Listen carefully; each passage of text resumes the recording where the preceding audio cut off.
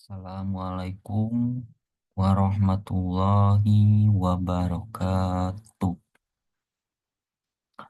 Alhamdulillahirabbil alamin.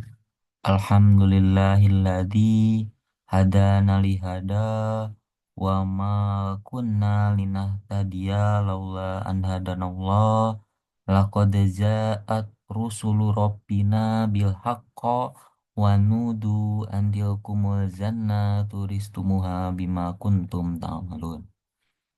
Asyhadu an la ilaha illallah wa asyhadu anna Muhammadan abduhu wa rasuluh sallallahu alaihi wasallam wa ala alihi wa sahbihi amma ba'd. Yang pertama-tama yang terhormat Ibu Wiwin Yuliani MPD selaku dosen mata kuliah bimbingan dan konseling berbasis nilai-nilai budaya Sunda. Dan yang keduanya yang terhormat rekan-rekan yang saya banggakan. Baik, saya di sini akan menjelaskan atau suatu tugas merangkum artikel yang pertama. Sebelumnya, perkenalkan nama saya Dinar Fatur Romansyah dengan NIM 22010151 kelas BKA 2 2022. Baik, artikel yang pertama yaitu dengan judul artikel Kebudayaan dalam Bimbingan dan Konseling. Dengan nama penulis Lucy Ramadhani, Jamaris, dan Solvena. Nah, permasalahan yang dikaji dalam artikel pertama ini adalah pengaruh budaya dalam keberhasilan proses bimbingan dan konseling. Yang mana eh, budaya itu memengaruhi teknik, metode, serta pendekatan konseling yang sesuai untuk klien dengan latar belakang budaya yang berbeda. Jadi, eh, kesesuaian klien itu mempunyai latar belakang budaya yang tentunya berbeda-beda. Banyak budaya-budaya di negeri ini yang ya satu sama lain itu pasti ada bedanya. Lalu urgensinya adalah kebudayaan sangat memengaruhi perilaku, sikap, dan keyakinan individu. Maka dari itu, konselor harus memahami aspek budaya untuk memberikan layanan konseling yang efektif dan relevan bagi klien dengan latar belakang yang beragam. Jadi, kebudayaan ini sangat mempengaruhi kepada perilaku-perilaku individu. Dan tugas konselor itu harus bisa memahami aspek kebudayaan tersebut, yang mana tentunya pasti latar belakangnya yang berbeda-beda. Seperti itu. Selanjutnya, metode penelitian. Metode penelitian ini yang pertama, pendekatan analisis literatur terkait kebudayaan dan konseling. Yang kedua, peninjauan konsep budaya serta penerapannya di dalam teknik bimbingan dan konseling berdasarkan pustaka dan juga teori. Untuk tujuan dalam artikel pertama ini, yang pertama menganalisis pengaruhnya kebudayaan di dalam proses bimbingan dan konseling. Dan yang kedua, menjelaskan teknik konseling lintas budaya yang mana dapat digunakan untuk membantu klien dari berbagai latar belakang dan budaya. Untuk hasil resume penelitian ini, tantangan dan peluang konseling di lintas budaya memasuki interaksi konseling dengan klien dari latar belakang budaya yang berbeda-beda, yang mana menghadirkan tantangan unik, terutama di dalam mengatasi konflik dan kesalahpahaman akibat perbedaan nilai budaya. Pengetahuan tentang realitas budaya ini menjadi penting bagi profesional konseling, terutama di negara yang beragam seperti Indonesia. Nah, pengetahuan bagi seorang konselor itu sangat dipengaruhi, sangat apa ya, sangat penting gitu. Karena di Indonesia ini banyak beragam kebudayaan-kebudayaan di negara kita ini. Karena dari itu ya guru BK harus bisa lebih pintar daripada klien seperti itu. Untuk apa? Untuk bisa memahami. Bhinneka Tunggal Ika menjadi semboyan penting dalam menciptakan persatuan di tengah keberagaman yang mempengaruhi praktik konseling. Nah, untuk dimensi budaya dalam konseling, yang pertama itu filosofi dan tujuan konseling. Budaya mempengaruhi filosofi, tujuan, dan prinsip konseling. Nah, nilai budaya mendasari orientasi konseling. Misalnya nih, masyarakat Jawa menekankan harmoni, sedangkan masyarakat ilmiah mengutamakan pencerahan. Jadi ada keber- keberbedaan di dalam sudut pandang. Yang kedua, kualifikasi dan pendidikan konselor. Budaya membentuk kualifikasi konselor yang berbeda di tiap masyarakat. Pendidikan dan pelatihan konselor pun dipengaruhi oleh budaya tempat pelatihan berlangsung. Jadi, dengan tempat pelatihan konselor berlangsung itu akan mempengaruhi pada eh, pendidikan pada konselor. Yang ketiga, subjek konseling. Konsep masalah berbeda antar budaya, contohnya nih, individualisme mungkin diterima di masyarakat Eropa, tetapi dianggap problematis di masyarakat Jawa.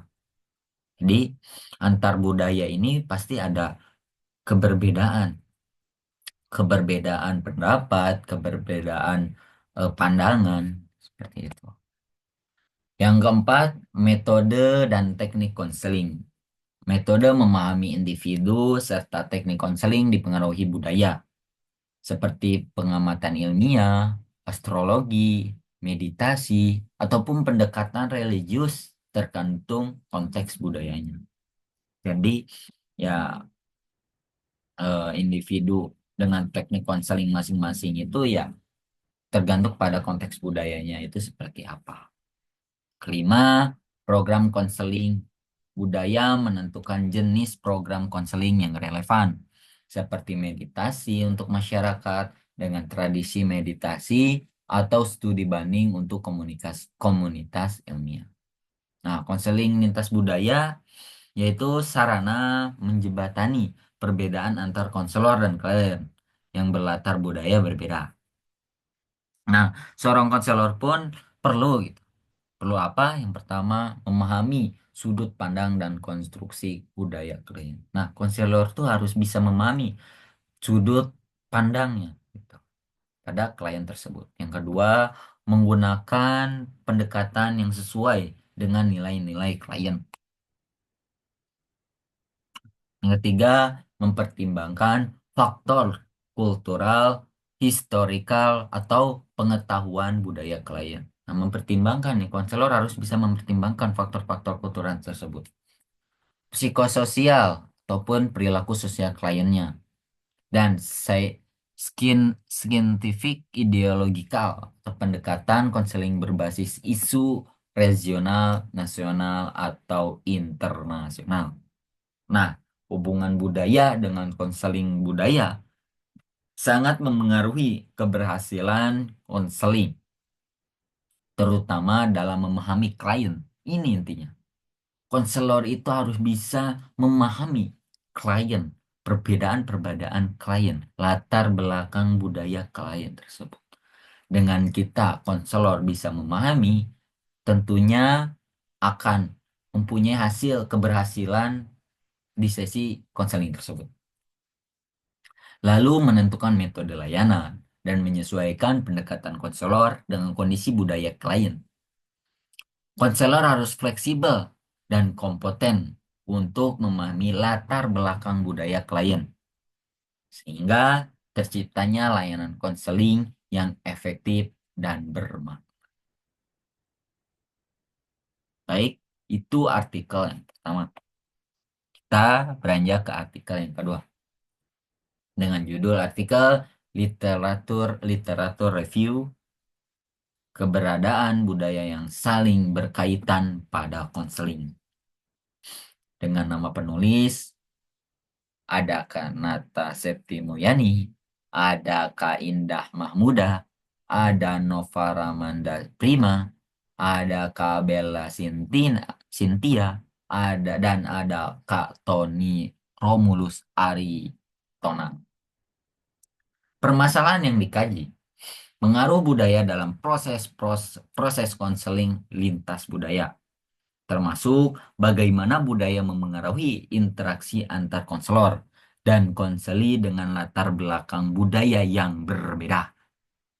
Urgensinya, kesadaran akan budaya penting bagi konselor untuk memastikan keberhasilan proses konseling, karena budaya memengaruhi perilaku, nilai, dan cara pandang klien terhadap masalah mereka. Nah, tujuannya menjelaskan pentingnya kesadaran budaya dalam konseling lintas budaya. Yang keduanya menganalisis faktor-faktor yang mempengaruhi konseling lintas budaya agar lebih efektif. Untuk metode penelitiannya, tinjauan pustaka literatur review dengan menggunakan referensi dari jurnal dan buku yang relevan dalam rentang waktu 5-10 tahun terakhir, baik berbahasa Indonesia maupun bahasa Inggris. Untuk hasil resume penelitiannya, nah, konseling lintas budaya adalah proses konseling antar konselor dan konseli yang berasal dari latar belakang budaya yang berbeda. Kepekaan konselor terhadap budaya klien sangat penting karena budaya memengaruhi cara seseorang memandang masalah dan bagaimana mereka merespon konseling. Jika konselor tidak memahami budaya klien, proses konseling rentan terhadap bias yang dapat mengurangi efektivitasnya. Maka dari itu, konselor harus bisa memahami latar belakang klien. Dimensi budaya dalam konseling. Yang pertama, nilai dan filosofi konseling budaya menentukan nilai dasar konseling seperti tujuan dan prinsip konseling. Misalnya, masyarakat Jawa cenderung mengutamakan kerukunan, dan sedangkan masyarakat ilmiah lebih menekankan logika dan kesadaran. Yang kedua, pendidikan dan kualifikasi konselor. Pendidikan konselor berbeda tergantung budayanya. Misalnya, konselor di masyarakat tradisional mungkin memiliki pelatihan yang berbeda dengan konselor di masyarakat modern. Yang ketiga, cara memahami individu, metode yang digunakan tergantung pada budaya. Komunitas ilmiah cenderung menggunakan metode ilmiah seperti wawancara ataupun tes.